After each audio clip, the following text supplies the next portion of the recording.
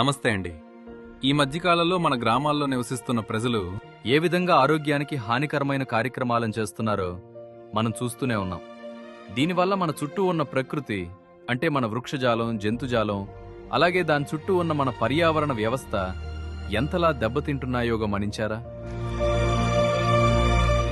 అంతేకాకుండా మన నిర్లక్ష్యం వల్ల తాగే నీటిని, బ్రతికే భూమిని, పీల్చే గాలిని, ఆఖరికి తినే తిండిని కూడా మనమే కలుషితం చేస్తున్నాము. కానీ ఈ పరిస్థితిని ఇలాగే వదిలేద్దామా? వద్దు, దీన్ని మారుద్దాం. ఆ మార్పుని మన ఇల్లే ఒక పునాదిగా మన ఇంట్లో నుండే మొదలు పెడదాం. మన ఇంటి చెత్తను రోడ్డు మీద వేయకుండా ఈ 4 విధాలుగా వేరు చేద్దాం. వెట్ వేస్ట్, వంటగది వ్యర్థాలు. డ్రై వేస్ట్, ప్లాస్టిక్, పేపర్లు.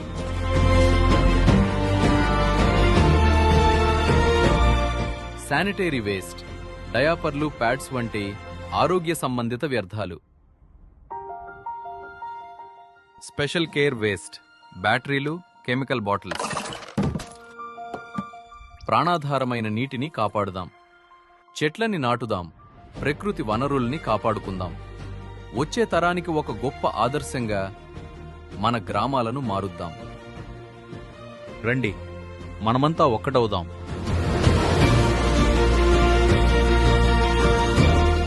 స్వచ్ఛ గ్రామ పంచాయతీ, స్వచ్ఛ తెలంగాణ బాటపైరా బయలుదేరుదాం.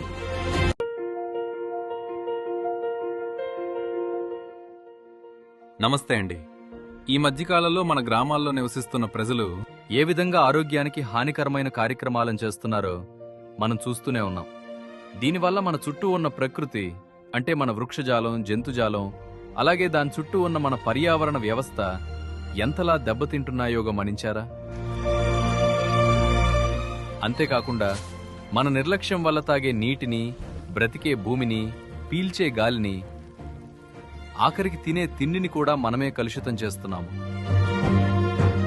కానీ ఈ పరిస్థితిని ఇలాగే వదిలేద్దామా? వద్దు, దీన్ని మారుద్దాం. ఆ మార్పుని మన ఇల్లే ఒక పునాదిగా మన ఇంట్లో నుండే మొదలు పెడదాం. మన ఇంటి చెత్తను రోడ్డు మీద వేయకుండా ఈ 4 విధాలుగా వేరు చేద్దాం. వెట్ వేస్ట్, వంటగది వ్యర్థాలు.